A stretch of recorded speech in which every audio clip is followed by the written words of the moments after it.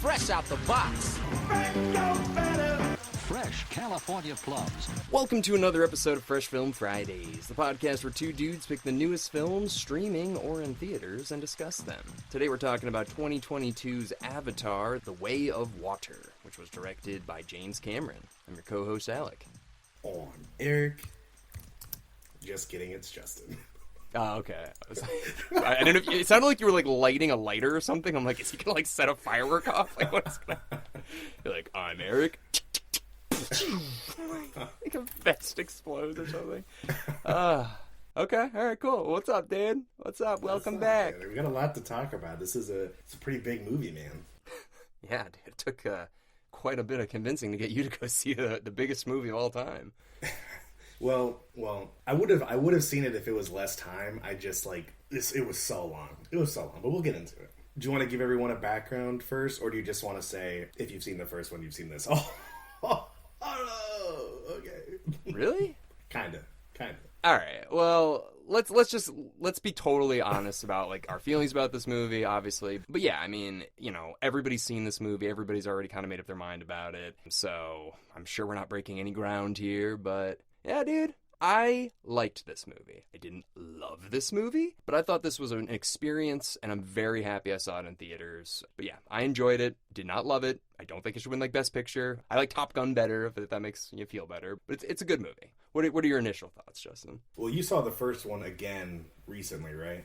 Oh yeah, I watched it on Disney Plus before I went and saw this. Yeah, I meant to do that, so I had to there were some like specific things I kind of forgot about. Like I forgot that they went to Pandora because like Earth was dying for whatever reason. Yeah, the unobtainium. So there's like there's something under the tree of life that they need to get. There's like unobtainium is what it's called. Well, were they trying to just get this resource and bring it back to Earth, or were they trying to live on this new planet? In the first one, you mean? Yeah.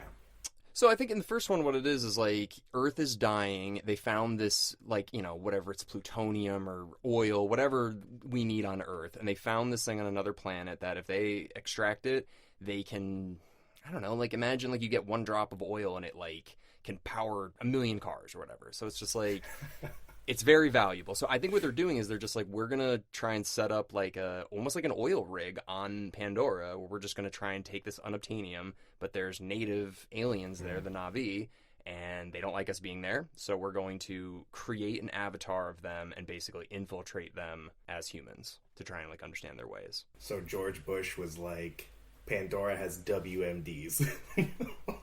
I mean, the thing that's annoying about this one compared to the last one is like unobtainium just like goes out the window. They're like, nah, it's all about whale brains now. It's like, wait. I was like, why don't they just like, they need to talk about the unobtainium still. Like that was the whole point of the first one, that they're there is for unobtainium, and this one they're just like, we don't even know what that is anymore. So the scientist, he's like, this is what it's really about. Whale brains. And you're like, people are like stopping aging on Earth. I'm like, okay, so like, was the unobtainium problem solved? Because I don't think it was. But anyways, that's for Avatar 3. Yeah, it doesn't matter how long you can live if the planet's dying. But anyway. Right, exactly. So yeah, dude, there's problems with this movie, like for sure. Like, let's get into all of them. I do have a list if you want to just kind of piggyback on some things. But first off, you saw this in regular 3D, right? Not IMAX 3D? No, I saw this in true IMAX out here in LA, and then I saw it in LIMAX in Connecticut. Dude, what are all these things?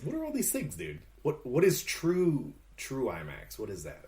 So it's a certain size screen. So you got to type it in, like, where are the real IMAX screens? There's only like a handful of them. There's probably like 150 in like the whole world. There's one in Connecticut. It's in Milford, and I was not going to go there, so I saw it in Plainville. Did see it in 3D, but I will say, seeing it IMAX 3D, I was like, fuck. And then I saw it with my dad, and I was like, this is good, but IMAX was a lot better. Yeah. Okay, have you heard of D-Box? D-Box? Yeah, it's one of, you could have seen it here. It's where the seats actually move. Oh, like 4D kind of? I don't know. Like, apparently the seats move and it gives you like a bigger experience. And I'm like, I'm not trying to do like a Stars Tours thing and throw my back out. I just want to watch a movie. No, especially like, yeah, if you think about like, you know, the rides at Disney World, those are like 30 seconds. This is like 3.5 hours. Like, legitimately, right? You could actually like blow a disc or something like that. No, I didn't see it with that. I do just want to talk about how I'm not saying they were 100% identical, but the stories were very, very similar. Like, again, Jake Scully's the main good guy, and literally it's the same bad guy, the Colonel. And it's just them fighting each other again. And I guess one of the questions I have is like, so there's this new female general who's in charge of like establishing this base there. Why are they all obsessed with killing Jake Scully at this point? Okay, that's my main criticism too. Because he left the Forest people, so it's not like he was leading this revolution of Pandora people. No, that's my biggest thing, which I feel like they have to address in 3, and I hope they did. Yeah, so the main bad guy, Kordich, he dies in the first one. Jake Sully kills him, and you're like, okay, that sucks. But then apparently, yeah, so what they did is they had this like incubator growing another avatar to then take the memories of Kordich and put it into the avatar when he dies so he can come back and continue his mission or whatever. But the thing is, his mission wasn't to kill Jake Sully. His mission was to get more Obtainium and to stop the Na'vi. So he gets, resurrected, put into an avatar, and he's like, I'm going to get me some Jake Sully or whatever. It's just like, you're right. Maybe that's his personal vendetta, and if he wants to go off on some, like, mercenary rogue mission where he's like, I'm doing this. But yeah, Carmela Soprano is like, hey, I'm totally in. Like, this is fine. Let's do this. And like, but like, why does she care? You're right. Why does she care? She's there for whale brains and assumingly on Obtainium, but they don't talk about that. You're right. Why do they give a shit about Jake Sully anymore? Why do they care? Right. And piggybacking on that idea, I found it really dumb that like their main objective, the Blue Squad, was to infiltrate the hive and kind of blend in as the natives, but they went in military pants and boots with headsets on. I'm like, anyone from that planet is gonna know you're not native. Oh yeah, that was really stupid. Basically the other thing is like in the first one they talk about like taming, an animal in Pandora is really hard. It's like, you've got to like break their spirit. They've got to like mesh with you. This guy's just like, Jake Sully did it in 1 second. I'm going to do 1 second too. And it's like, you've been literally walking for like 10 minutes. And now you're able to like, do the hardest thing that the Na'vi, like it's a tradition and you're able to figure it out in 2 seconds. I'm like, okay. So dude, I don't think this is a perfect movie. There are problems for sure. Yeah. I just like, I was trying to piece it together from parts of the first one, and when they said, like, it's been 10 years since the first one, since the Colonel died, my immediate thought was, again, if Earth is dying, like, what has Earth been doing in the 10 years? Why didn't they immediately come back? And basically, this is how I thought of the movie when it finished. If the whole movie's like a rating of 100%, 50% of the movie to me was incredible. Like, the world that James Cameron created was awesome. And everything from like the details to the flower and how like the hair tentacle thing wraps into everything on the planet. Like the graphics, even though they were CGI and shit, it was just like so well done. It was great. And then 25% of that, which I also read some comments, so I found it funny, was I feel like I was watching a fake National Geographic movie, because some of the scenes, for example, like the Water People tribe, there was like 45 minutes of it where they were like explaining like how they like fish and the reef and like the whales they ride and shit. And I'm like, I didn't really need like in depth about this fake civilization. Yeah, the other 25% was, I've literally seen this movie before, because it was pretty close to the first one. I mean, I don't really think it's that much like the first one, because like they're on the run, like they're trying to get away, they're not protecting anything, and like the whole point of the first one is like Jake Sully has to like learn their ways so that he can manipulate them and reports back to the humans to be like, okay, this is how we're going to get the unobtainium. This one is solely about them running away, trying to get away, and then in the process, like, I don't know, learning more.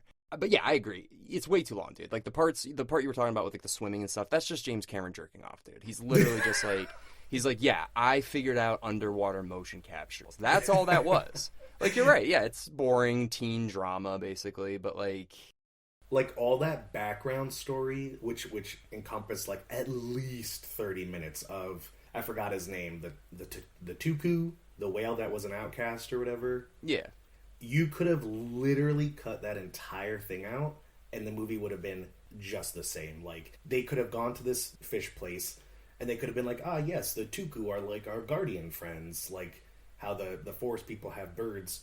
And then the brother could have just like bonded with, like the badass the black sheep whale. They didn't have to like create this story of like he's the Tuku swore 300 years ago they'd never kill again, and like this one has a little fin. Like I didn't need any of that shit. But like, here's the thing. This is just the way it is. Okay, James Cameron made the most successful film of all time financially. No one is gonna be able to be like, hey James, don't really like the whale part. He's gonna be like, oh, you don't. Okay, how much money have you made for this company? It's like, shut the fuck up, because I know it's not more than me. Okay, so I'm gonna do what I want to do, and people are gonna see it. And guess what? It's made more money than any other movie again. This is on track to be the next biggest movie of all time. So, dude, he could make the third one 3.5 hours long, and people are still gonna see it, you know? And they're gonna criticize it. Yeah, that's my concern. Is it already shows online the third, fourth, and fifth one with estimated release dates, and I'm thinking to myself, like,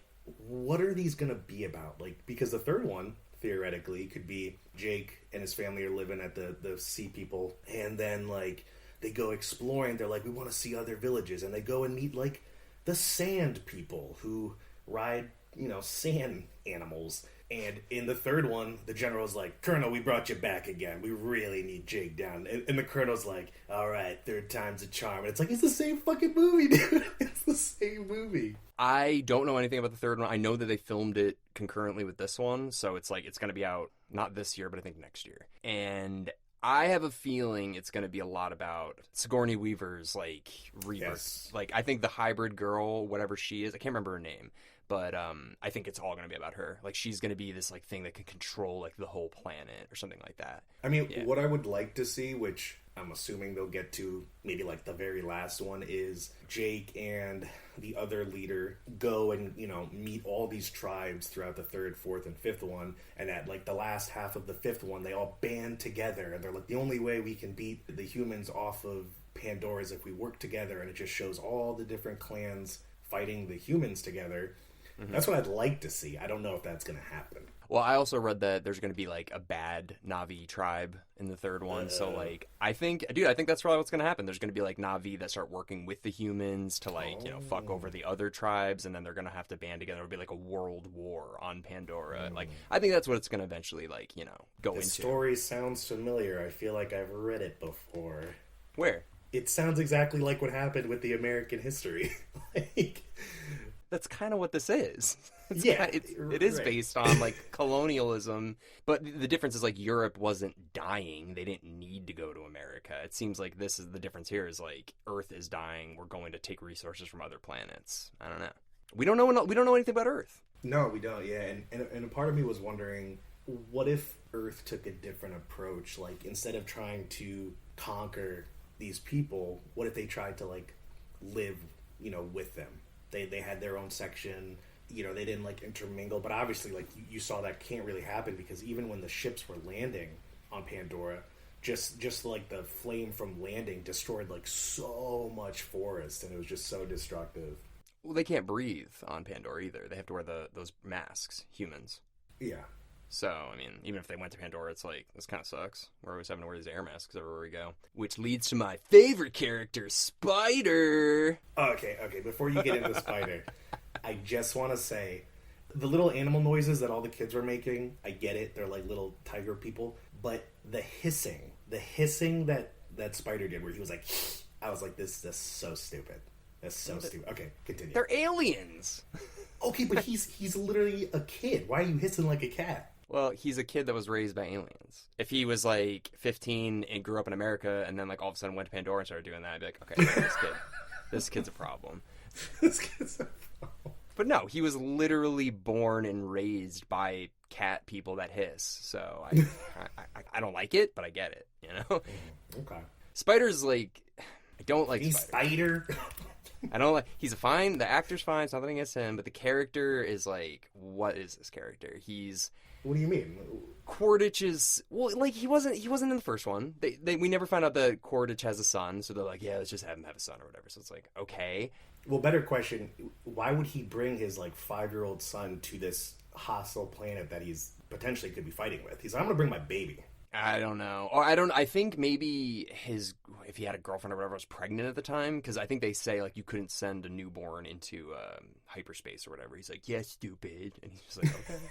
He's like, I'm sorry, I thought they would have sent you home. He's like, you can't send a kid into hyperspace or something like that. But yeah, it's Quaritch being the bad guy is really dumb, and the fact that he has a kid and the kid is like, dude, the kid fucking or Spider saves Quaritch at the end, and that pissed me. That was like the biggest pissed off moment of the whole movie for me. Is that Spider is basically abused by his dad the whole movie. He knows that Jake Sully like cares about him. He knows that those are his like adopted brothers and sisters or whatever, and he still saves the guy's life at the end. Does this guy need to be alive? Does Quaritch need to be in the third one? Yeah, and honestly, that whole him saving him and bringing him back to life wasn't even necessary because they have his memory saved and they can just clone another body. So. I know. That's what I was thinking too. I was like, there's no repercussions for this guy.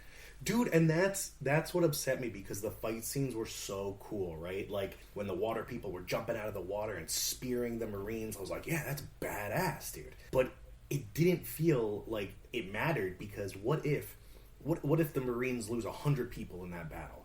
And the general's like, all right, we got brand new bodies for you, Marines, move out. It's like, what is it? Well, they say in the first one that it costs like an obscene amount of money to create an avatar. Whale brains, though.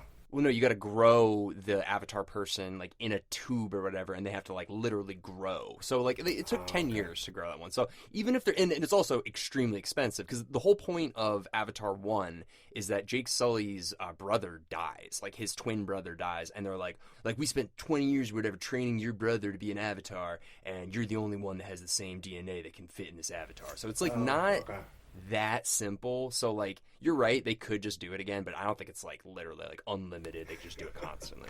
How mad would you be if the third one opens up and it's like 10 years later and you're like, God, what the fuck? Yeah, I'd be like, okay. No, but I mean, yeah, so the Spider saving Quaritch I thought was really, really dumb. Just kill Quaritch, fucking who cares? Have what's her face, Carmela Soprano be the bad guy in the new one. I don't care.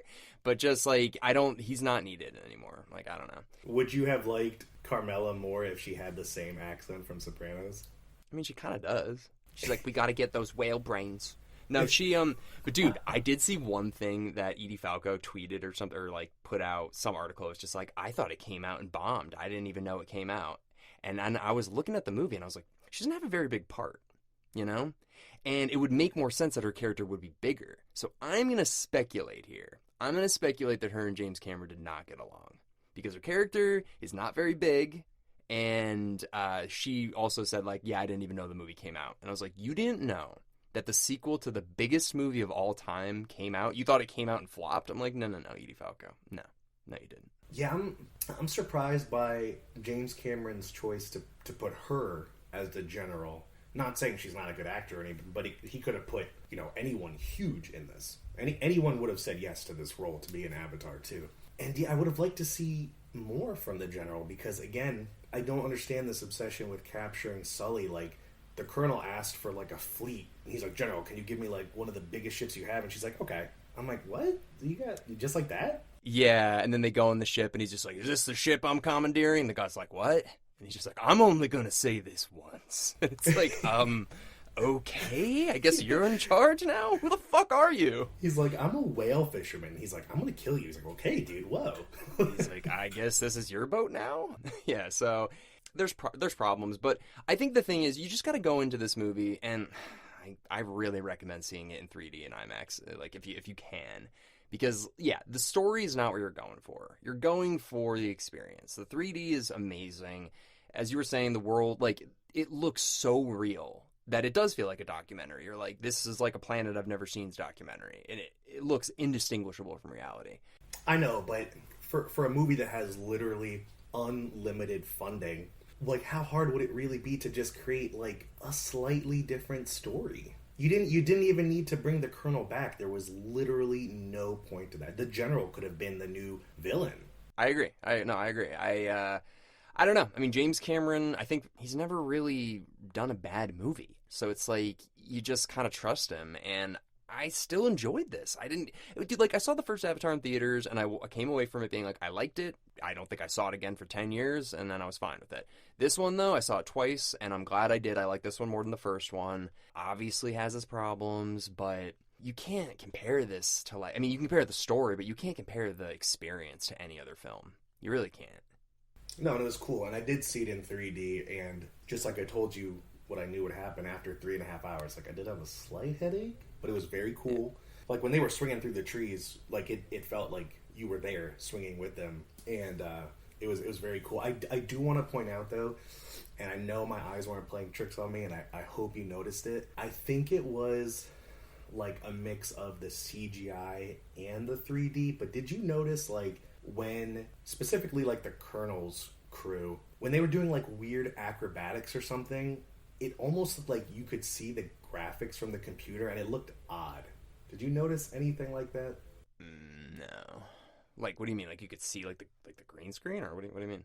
No, like, there was this one scene where, like, the Colonel jumped over a tree, for example, and the graphics just looked like they were, like, notched down a bit. I don't know why. Well, everything that was shot with actual humans is in a different frame rate than when it's just full Navi. And so it will be, I mean... That's what it was then, yeah. Yeah, so if there are actual humans in it, you know, it is shot differently. Okay. But this actually brings me to a question. I wrote an article for Fandom Wire about this, actually, so you can check it out if you want. But, you know, I was just thinking, like, we're not there yet. But I'd say 15 years from now, maybe even 20 years from now, I really don't see a world where we're paying Robert Downey Jr. $20 million to be an Iron Man. I think they're just going to be able to make an even better Robert Downey Jr. who's not a real person. And it's totally CGI, like 100% indistinguishable CGI. The voices are faked, and they basically type in, they basically can pull, cherry pick aspects from different actors, like their voices, the hair, the skin tone, anything, voices, accents, and they'll be able to create a character using computers that is indistinguishable from humans. And this was the movie that really just made me think of that. You know, we don't need people anymore for movies. Yeah, it's kind of crazy. I don't know when exactly, timeline-wise, but there will be a day, and it's already getting pretty close, but there will be a day where they can put actors who are dead or, you know, died 100 years ago, and it'll look like they were how they used to be in movies. Yeah, I mean, think about, like, I know this is, like, very different, but that hologram at Coachella when, like, Tupac came out, and people were like, what the fuck? And it looks so real. So, like, imagine, you know, 2040 or something like that. Like, the first thing I can think of is, like, Toy Story was 95. That was the first fully CGI movie. Obviously, it's toys, it's not real people, and the real people look scary, okay? So, but that was 1995. So imagine, like, 40 years later from there, you know, we in between we had, like, Polar Express, then we go to, like, Rogue One, you've got Grand Moff Tarkin, you're like, wait, that guy's dead. Like, I was with a girl, and she saw the movie, and I said, do you know that guy's dead? She's like, what are you talking about? And I was like, that actor died in the 90s. She's like, what are you talking about? I was like, that's not a real person. Tarkin looked really good. And she didn't even know. She literally thought that was a real person right there. And I knew that because I know Grand Moff Tarkin and Peter Kushner. But if you don't know that, imagine what it's going to look like in 15 years from now. We literally might not even need real people anymore. Yeah. I think we're really getting close to that. And I think that actors, like, you know, if you go to see a movie nowadays, like The Whale or something like that, and it'll be like niche. It'll be like going to see, like, theater. It'll be like, oh, this has real actors in it. Oh, let's go see that. Like the changing from the silent era or whatever. It'll be like, yeah, that'll be cool. It went from theater to, you know, opera and theater to then film, and then film started like 120 years ago, and look at where we're at now. You went from, yes, silent, black and white, to color, to 3D, you know, like, it's just, yeah, dude, we're 20 years from now. I promise you the first movie will come out where there's not one real person in the movie, and people won't know. Yeah, probably. I don't know, my prediction. But anyway, so I think this is on track to be the next biggest film of all time, like, financially. Yeah, I'm definitely going to see it again once it's streamable. I don't want to spend another over 3.5 hours in a movie theater, but I definitely enjoyed it. I guess I just expected more because it was James Cameron, and there was just no reason that everything wasn't perfect. Everything was already so good. The graphics, the action, the bonding of the people with the world, and, you know, how the kids interacted. Like, they were like human kids, you know, like, first they bullied, but then they, like, try to impress each other, and everything was good. It's just they could have literally just tweaked a couple things, like taken the Colonel out and just, like, add a slightly different story. You could have literally done the same exact movie and just had the general was hunting down the forest people because whatever they needed was under the forest, the resource, and then the Force people could have all have escaped and gone to the Sea World or whatever. But I don't know. I found it kind of odd that like Jake thought the Marines wouldn't go that far to find him. Like eventually, because he came from Earth and he was a Marine, that they're going to colonize the whole planet eventually. Yeah, well, again, this was always intended to be a trilogy, at least. So I heard that the ending of 3, they had shot it 2 different ways so that it could have ended that way, depending on how this one did. But they've decided to go the 4 and 5 way, so this it opens up the whole world to that. So maybe there's a reason. Maybe there's a reason Quaritch is there. Maybe there's a reason that Earth is the way it is. We'll learn more about that in the 3rd one. I mean, dude, people are criticizing this one, and rightfully so. So hopefully James Cameron takes the criticisms and he's like, okay, I'm going to explain why this is the way it is. Let's hope that's what happens, Yeah, for all you know, because Quaritch is alive, for all you know, he goes back with his son, and now the son's bad or something, and he, it's 5 years in the future, and now the son's part of the Marines who's leading the attack or something because he knows about the planet. It's got to wrap into it somehow. Yeah, and I do really think that Sigourney Weaver's character is going to play like a massive role, and but we'll see what happens. I'm excited. I'm on board. I like that this is kind of like a new IP that literally started in 2009. This is the 2nd one. It's not like I love Star Wars, but that's an old IP that just keeps getting sequels. All the Marvel movies are just keep getting sequels. Like this is a new IP. It's a new one, so I kind of like that. What is IP? What do you say? Oh, intellectual property. So it's like it's an original intellectual property that has only had 1 sequel. So like every single thing nowadays is like Halloween Ends is like the 13th Halloween movie, or like Spider-Man Fuck My Face is you got to see every other Spider-Man before you see this one. Like so, this one is just like Avatar came out in 2009. It wasn't based on a comic. It wasn't based on a book. It wasn't based on anything. It was just an original concept, and this is the first sequel to that original concept. I don't know. It's few and far between, is what I'm saying. Intellectual properties being, chances being taken on them. Mm-hmm. Yeah, you're right. And a couple other things I just want to get out of the way here, and I'm sure everybody knows this already, but Kate Winslet broke the record for longest held breath in any film, which is fucking crazy. She held her breath for 7 minutes, dude. That's insane. Like in real life? For the movie. When they were filming it, she broke the world record for holding her breath while filming this movie. She beat Tom Cruise's record from one of the Mission Impossible movies. 7 minutes. That's pretty long. That's insane. I didn't even know that was possible. Why did she need to do this, though? I'm assuming for the underwater scenes, because they were all actually, they're motion captured underwater, so. Okay. So I thought that was really cool. It is going on. Obviously, it looks like it's projected to be the biggest film of all time, which is very cool. James Cameron's pulled it off 3 times, dude. The same writer and director has pulled that off 3 times. Yeah. He's a pretty interesting guy. I don't know. Maybe he's done some bad stuff. I don't know, but he's a pretty interesting guy. I enjoyed it. I highly recommend you see it in theaters if you can. If you're going to see it, because my dad was like, "Oh, wait till it streams." And I was like, you're not going to get it. You're just going to see it and you're going to think like, the story wasn't that good. And I was like, yeah, it's not that good. You got to see it in theaters. What would you give it though, Justin? I mean, surprisingly, as of right now, IMDb has both Avatars at 7.9, which I found kind of weird. It's hard to rate it, dude, because one aspect of it was so incredibly good, and then the other aspect for me was just so incredibly dumb, which was like the lack of story. It's literally like, it reminded me of that meme where the kid's in school and he's like, "Hey man, can I copy your homework?" He's like, "Okay man, but just kind of change it up." And all James Cameron did was like delete 2 lines, and he was like, "The colonel is blue and kid is bad." And he's like, "All right, new movie." It's like, what the fuck, dude? Justin, when was the last time you saw the first one? It's been like a decade. Yeah, you need to go watch the first one because you're not making sense because they're not the same, man. They're really not. When I say the same, I mean the colonel is literally hunting Jake again. Yeah, he wasn't hunting Jake in the first one. He's working with Jake in the first one. He's getting his revenge because Jake turned on him, and he killed him.